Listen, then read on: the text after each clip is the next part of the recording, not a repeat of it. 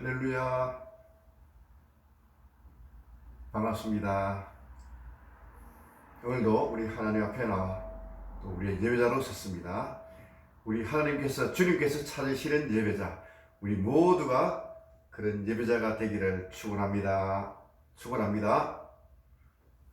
오늘은 시편 96편에 있는 말씀같이 새 노래로 여호와께 노래하라. 온 땅이여 여호와께 노래하라.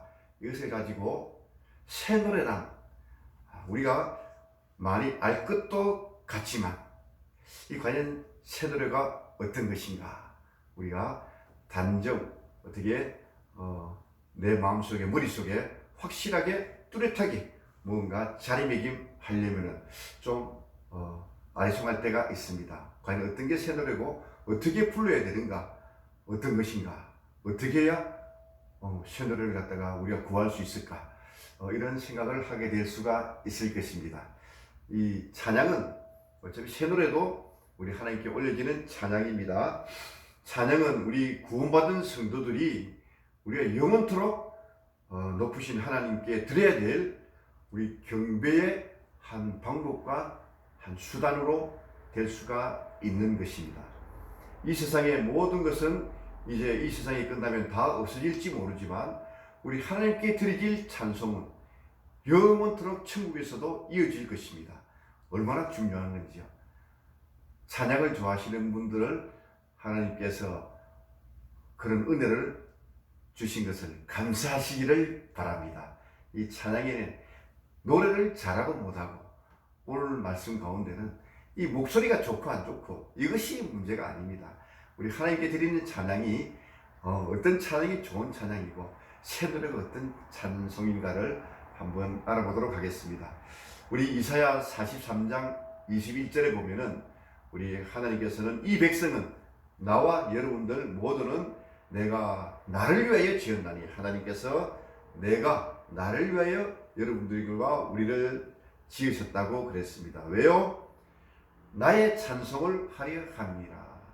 우리 하나님을 찬송하게끔, 하나님을 경배하려고 우리를 창조하신 것이라고 이사야 4321 여기에 분명히 말씀하셨습니다.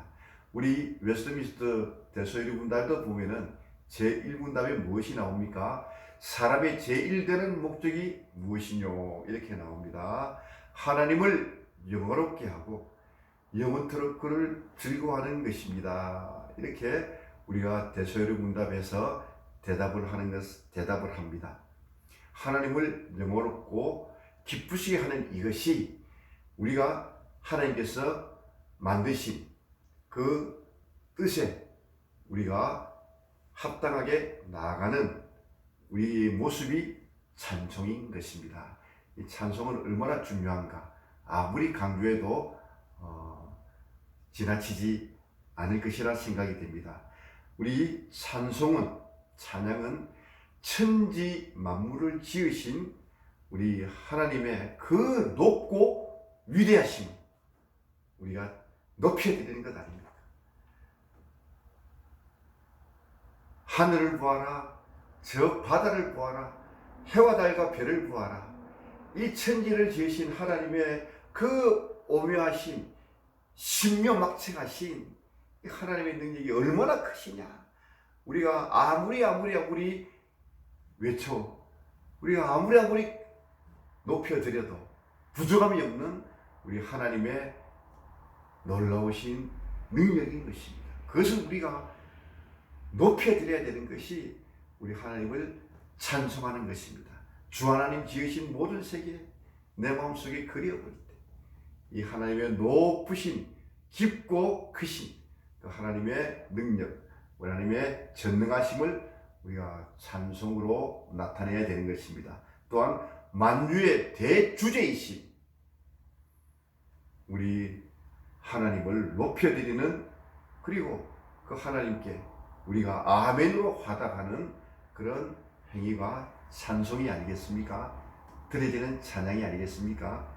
그리고 우리 에베소서에 보면은 우리에게 거저 주신, 그냥 아무 대가도 없이 그냥 우리에게 구원해 주신 그 은혜, 우리 그 은혜에 우리가 영광을 돌리는 우리의 모습이다. 우리의 마음이다. 이렇게 찬송은 규정 지을 수 있지 않겠습니까? 그리고 우리들의 모임 예배에는 항상 찬송시가 있도다. 이렇게 고린도전서에도 이야기를 하고 있습니다. 그리고 이 찬양은 우리가 살아감에 있어서 우리의 삶에 어떤 고통과 어떤 환난과 어떤 회개 그리고 감격과 그리고 승리의 이런 우리 삶의 내용의 가사가 있을 수가 있지 않겠습니까? 우리 이 모든 것을 우리 하나님께서 담아서 하나님께 올려드리는 이것이 우리의 찬송이라고 이렇게 생각을 합니다. 우리가 이 찬양을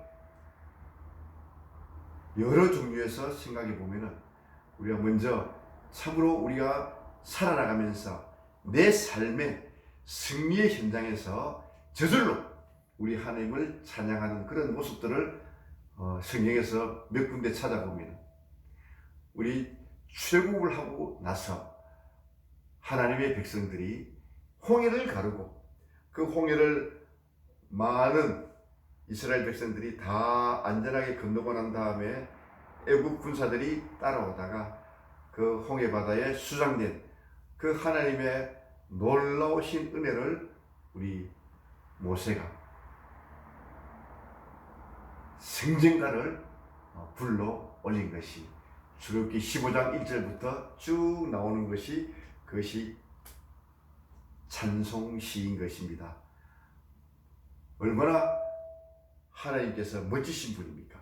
홍해 그 바다를 양쪽으로 갈라서 그 물이 벽이 되게 하셔서 그렇게 인도하신 그 하나님의 놀라우신 그 능력을 이제 모세는 출애굽기 15장을 통해서 하나님께 거대한 대서사시를 쓴 것입니다. 그리고 우리가 다윗 우리가 보면 참 멋진 왕입니다. 아마 이스라엘 왕 중에서는 최고의 왕, 유대 사람들에게 물으면 가장 존경하는 분이 다윗이라고 그런 대답하는 분들이 많다고 그럽니다. 이 다윗의 성전가 여기도 보면은 많이 나오지 않습니까? 이 다윗은 하나님께서 내 마음에 합한 자다 이렇게 하셨는데 인간적으로 생각해 보면은 다윗은 이성적인 강한 부분도 있지만 감성적으로 이 다윗은 참으로 풍부한 감성을 가졌던 분이 아닌가 이렇게 생각을 합니다. 목동하면서 그 푸른 초장을 보고 그리고 양떼들을 사자와 곰의 위험에서부터 살려내고 또한 잔잔한 시냇가도 보면서 그 어린 시절을 보낼 때에 그 다윗의 마음에는 정말 이 하나님께서 인도하여 주시고 잔잔한 정말 목가적인 그런 분위기 가운데서 하나님과의 그런 교제가 있었지 않았는가 이렇게 생각을 합니다. 시편 23편 같은 경우에 보면 영원한 나의 목자시니 내게 부족함이 없으리로다. 그가 나를 푼 초장에 누이시며 실만한 물가로 인도하시는도다. 큰 시편의 한 획을 이루는 23편을 지은 다윗이 아니겠습니까? 시편 150편 중에서 73편을 다윗이 이렇게 지은 시로 작사로 이렇게 놓아 있는 것입니다. 또한 다윗은 또 악기도 잘 다루고 그렇게 수금을 잘 타고 또한 하나님의 전에 찬양궤도를 만들고 또 하나님을 찬양하는데 다른 어떤 왕보다 좀 특심이 있었던 것 같습니다. 보면은 역대상에 보면은 이 다윗이 성전이 있기도 전에 그 성막에 찬송하는 자 레위 우두머리를 두어서 그들이 골방에 거주하면서 주야로 자기 직분에 감당하게 하되 그앗 자손 중에서 헤만이라는 그런 택해 가지고 찬송하는 자로 이렇게 직무를 맡기고 분업적으로 찬양하는 일에 전념하게 하는 그런 일을 행했던 다윗을 볼 수가 있습니다. 그리고 역대상 23장 30절에 보면은 아침과 저녁마다 서서 하나님께 감사하고 찬송하게 이렇게 했던 다윗인 것입니다. 그래 이 다윗은 참으로 하나님께 찬송할 것이 많았던 그런 우리의 믿음의 선조 같습니다.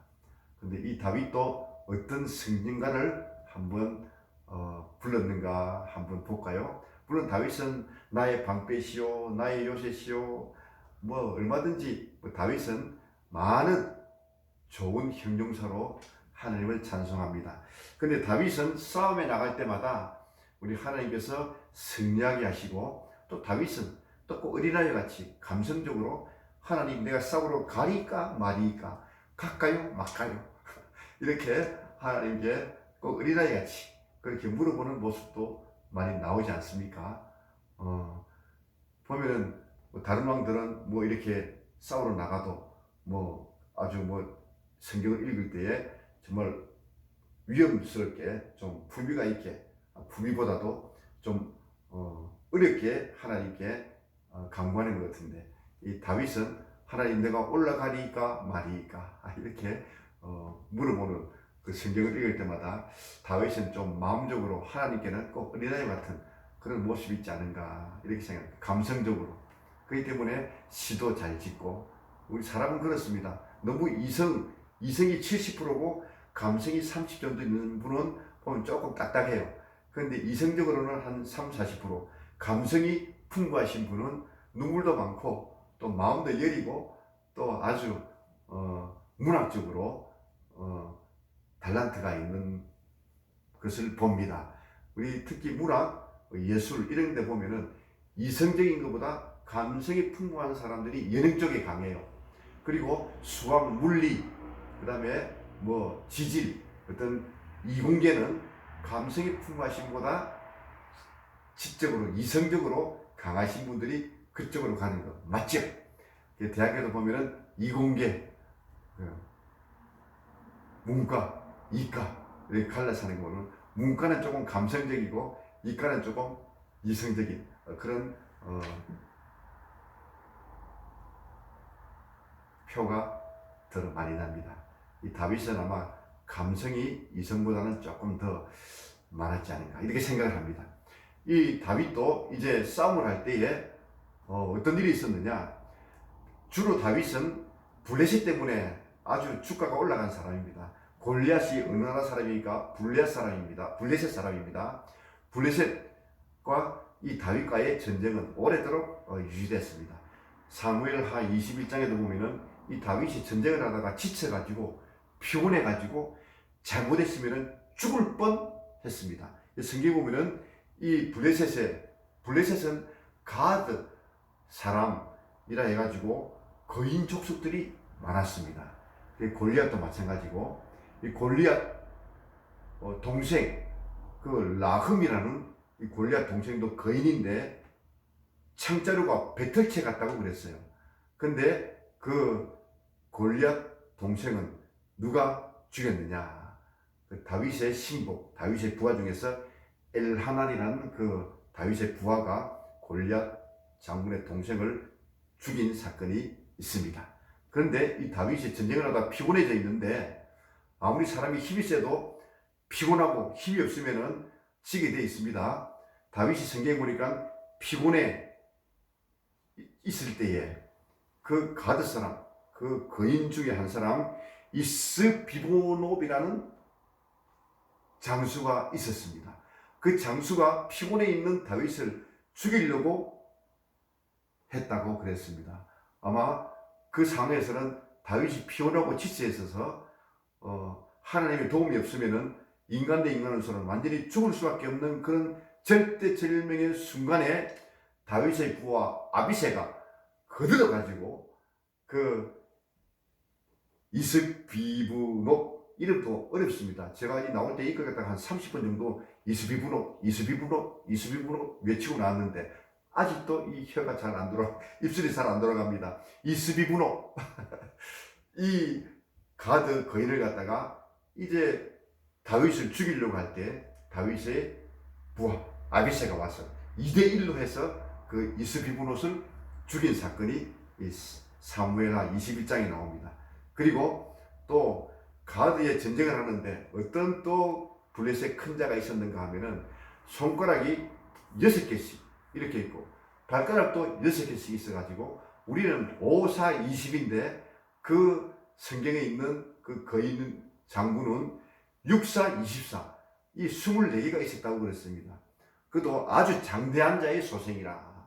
그런데 그 사람이 이스라엘을 능력할 때에 다윗의 형 삼마의 아들 요나단이 그 장군을 쳐 죽인 사건이 나옵니다. 이것을 가만히 보니 다윗이 가만히 있을 수가 있겠습니까? 그 여호와 하나님이 자기도 살려줬죠. 또 블레셋과의 전쟁만 하게 되면은 자기의 부하들이 그 거인들을 갖다가 다 쳐서 죽이고 이깁니다. 그러니 다윗이 승전가를 부릅니다. 사무엘 대상 역대상 9장 33절에 보면은 죄송합니다. 사무엘하 22장 4절에 보면은 내가 찬송받으실 여호와께 아뢰리니 내 원수들에게서 구원을 받으리로다. 이렇게 외치며 여호와의 사심을 두고 여호와의 살아계심을 두고 나의 반석을 찬송하며 내 구원의 반석이신 하나님을 높일지로다. 이런 찬양을 하나님께 올려드림을 볼 수가 있습니다. 이렇게 찬양은 우리 모든 생활에 있어서 우리가 승리할 때에 더 기쁜 마음으로 하나님께 드려질 수 있는 게 찬양인 것입니다. 그리고 마지막으로 우리 하나 더 보면은 여호사밧 왕이 있습니다. 이 여호사밧 왕은 선왕 중에 한 사람으로 꼽히고 있습니다. 우리 유대 왕들 중에서 이 여호사밧 왕 당시에 여기에 암몬과 모압이 연합을 해서 쳐들어옵니다. 그러니까 여호사밧이 가만히 두려워가지고 이 도저히 내가 상대하면은 안 되겠다 이렇게 싶어가지고 벌벌 떨었다고 떤 것 같이 보입니다. 두려워하여 하나님 앞에 나가서 기도를 합니다. 이 기도가 또 유명하죠. 하나님에 나가서 하나님, 여호와 하나님, 내가 대적할 능력이 없습니다. 저 암몬과 저 모압의 연합군을 보니까 내가 대적할 힘도 없고 또 내가 어떻게 할 줄 알지도 못하고 오직 주만 바라봅니다. 이렇게 얼굴을 땅에 대고 이렇게 기도를 하니 온 유대 예루살렘 주민도 여호와 앞에 엎드려 여호와께 이렇게 경배를 하고 있을 때에 그앗 자손 고라 자손에게 속한 레위 사람들은 그때 서서 어떻게 했느냐, 심히 큰 소리로 이스라엘 여호와를 찬송하니라. 이렇게 여호사밧이 두려워 떨면서 하나님께 아뢰일 때에 그 그앗 자손 레위 자손들은 서서 큰 소리로 하나님을 찬송하는 그런 모습이 여기 성경에 나옵니다. 그리고 그렇게 하고 난 다음에 그 다음날 찬송의 힘을 얻은 이 이스라엘 사람들이 이 여호사밧의 지시대로 나갑니다. 어떻게 나가면 일찍 일어나서 여기에 맨 먼저 노래하는 자들을 택합니다. 하나님을 찬송하는 자를 택해가지고 거룩한 옷을 입힙니다. 아마 성가대 가운 같은 걸 입혔겠죠. 그리고 군대 앞에서 나가는 싸움하는 군대 앞에서 그 성가대 찬양할 사람들을 앞에 세워서 나갑니다. 그리고 찬송하게 합니다. 여호와께 감사하세 그의 인자하심이 영원하도다. 이렇게 찬송을 하면서 그 전장에 나가게 하십니다. 그랬더니 어떤 결과가 일어났겠습니까? 그 노래 찬송이 시작될 때 여호와께서 복병을 두사 유다를 치러 온 그 암몬 자손과 모압 자손 이 사람들을 치게 하셔서 패하게 하셨다. 여호사밧 군대가 이기게 하셨다. 뭐 칼싸움에서 이겼다는 그 말은 없습니다. 하나님을 찬송하고 그 군대 나갈 때 싸우러 나갈 때 하나님을 찬양하는 사람들은 앞세워 나갈 때에 하나님을 찬양할 때에 여호와께 감사하세 뭐 이긴 것을 감사하세. 우리에게 승리를 주심을 감사하세. 이런 마음의 소원이 아니겠습니까? 그래서 깨끗하게 여호사밧이 이긴 이 사건이 이 역대하 20장에 나오는 것입니다. 이때 여호사밧은 어떤 승전가를 하나님께 올려드렸을까요? 여호와 우리 하나님은 대주제의 하나님이시로다. 우리 하나님께 감사를 올려라. 우리 하나님의 인자심이 영원함이로다. 이런 찬양을 또다시 올렸을 것입니다. 이런 승전가가 성경에 보면 곳곳이 나옵니다. 우리 신약 성경에는 어떻습니까? 바울과 실라가 갇혀서 감옥에 있을 때에 이들이 찬송과 기도로 하나님께 봉헌을 할 때에 하나님께서 그 찬송을 들으시고 기도를 들으시고, 기도가 뭡니까? 찬송이 뭡니까? 우리 찬송시가 바로 기도인 것입니다. 그 감옥에서 밤중에 그렇게 크게 우리 하나님을 찬송하고 기도할 때에 어떻게 했습니까? 땅이 흔들리고 그 옥문이 열리는 사건이 나타나지 않습니까? 그러니까 갑자기 옥터가 막 움직여서 창고가 풀어지고 이 바울과 실라가 그냥 도망가도 됐었습니다. 간수가 보니까 이거 큰일 났거든요. 그러니까 칼로 자기를 자결하려고 그러는 걸 바울과 실라가 막아서 그렇게 하지 말아라. 이는 우리 하나님께서 이렇게 하신 것이다. 이러니까 이 간수가 있다가 그럼 내가 어떻게 해야 구원을 얻으리까? 이렇게 하니까 그 유명한 사도행전 16장 31절에 나왔습니다. 주 예수를 믿어라. 그러면 너와 내 집이 구원을 받으리라. 이랬더니 이 간수가 바울과 실라를 자기 집으로 데리고 가서 거기에 온 집이 하나님을 믿었더라. 이런 놀라운 이 내용이 얼마나 멋진 가사가 될 수 있을까요? 이런 찬양시를 아마 그날 바울은 썼을 것이라 저는 생각을 합니다. 이렇게 우리가 살아가면서 모든 우리의 하나님께서 우리에게 말씀하시는 것은 너희들이 항상 찬미 제사를 우리 하나님께 올려라, 이렇게 이야기를 합니다. 그러므로 우리는 예수로 말미암아 항상 찬송의 제사를 하나님께 드리자. 이는 그 이름을 증언하는 입술의 열매니라. 이렇게 말씀을 하셨지 않습니까? 우리는 여러분 새 노래가 어떤 것입니까? 꼭 작곡을 하고 작사를 해야만 새 노래입니까? 맞습니다. 새 노래입니다. 우리 새로운 곡들이 많이 나와야 됩니다. 찬송가에도 나와야 되고 복음성가에도 나와야 되고, 그렇게 하나님께 달란트를 주신 그런 분들도 자기가 거기에서 매진해서 좋은 곡을 만들고 좋은 시를 써서 하나님을 영화롭게 해야 됩니다. 그래서 우리는 그것을 배우고 그 좋은 노래를, 좋은 가사를 간접경험입니다. 그분들이 한 경험을 갖다가 내 경험으로 삼아서 하나님께 올려드리는 그 찬송, 그것이 내가 새로 배워서 내가 느끼지 못한, 내가 드리지 못한 그런 찬양을 내가 다른 분들이 해온 것을 내가 받아서 하나님께 새 노래로 드리는 것도 새 노래입니다. 우리 보면은 젊으신 분들 보면은 주로 복음성가 새로 나오는 곡들을 빨리빨리 해가지고 막 찬양을 많이 합니다. 또 우리 교회에서는 청년들 길을 살려주기 위해서 주로 복음성가 많이 합니다. 그럼 우리 연세 드신 70, 80 우리 어르신들께서는 이거 뭐 곡이 어렵네, 싱코페이션, 뭐 읍박자, 또 곡은 빠르고 또 어떤 건 뭐 마음에 안 듭니다. 은혜가 안 된다 이러신 분들 많죠. 그렇지만 그 찬양도 우리 어르신들도 배우려고 열심히 해서 내가 배워서 불러야 됩니다.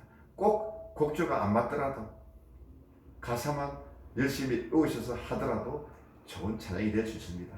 우리 젊은이들도 마찬가지. 꼭 새로 나온 그 복음성만 하지 말고 옛날에 우리 어르신들이 불렀던 만입이 내게 있으면부터 그 쭉 모르시는 찬양도 많이 있을 거예요. 찬송가도 많이 있을 거예요. 그래서 좀 우리가 찾아서 우리 젊은이들이 우리 70, 80 우리 어르신들을 위해서도 좀 자주 불러주시면 좋겠어요. 이제 이 새 노래, 이건 남들이 만드는 것, 내가 간접 경험을 해서 내가 부른다, 그것도 좋습니다. 하지만 여기에서 새 노래로 여호와께 찬양하라, 이것은 여러분들 나도 만들 수 있고 여러분들도 얼마든지 만들 수 있는 새 노래가 있다는 것이죠. 무엇입니까? 내 삶의 고백이, 내 삶에, 내 감정에, 내 마음에 북받쳐 오르는 그것을 갖다가 하나님께 나타내는, 올려드리는 것, 그것이 고기였더라도, 내가 멋진 시로 만들지 않더라도 여러분들 마음속에 있는 그 그림을 하나님께만 올려드리면은 그것이 여러분들 새노래가 됩니다. 여러분들 한국말로 우리가 막 하면은 좋은 프로그램이 있어가지고 영어로 막 나옵니다. 예. 마찬가지로 우리가 하나님께서 그런 걸 못 하시겠어요? 우리가 그냥 작곡을 못해도 그냥 우리 옛날 할머니들 곡 엉터리를 부르는 거 얼마나 많은지 몰라요. 그렇지만 하나님 다 알아들으시거든요. 그냥 뭐 곡이 처음부터 끝까지 하나도 안 맞아도 돼요. 그냥 흐물흐물 그려도 돼요. 그리고 가사, 시 멋지게 안 써도 돼요. 그냥 우리 마음에 있는 거, 그냥 뭐 사투리로 해도 괜찮고, 아무렇게나 우리가 내 마음속에 있는 진정한 회개와 감격과 감사와 내가 승리의 이 모든 것을 내 마음속에 담아서 올리면은 하나님께서 만드신 프로그램에 다 들어가게 해가지고, 이 마음은 이런 뜻으로 나한테 올린 것이구나. 하나님께서 받아들이시고, 곡도 좋은 거 붙여줘야 되겠네. 그래서 하나님 프로그램에서 좋은 곡을 하나님께서 맞춰가지고, 짠짜라짠짠 해가지고, 새 노래로 하나님께서 받으시는 겁니다. 그것이 내 간증이요, 내 찬송이요. 이것이 나의 간증이요, 이것이 나의 찬송일세.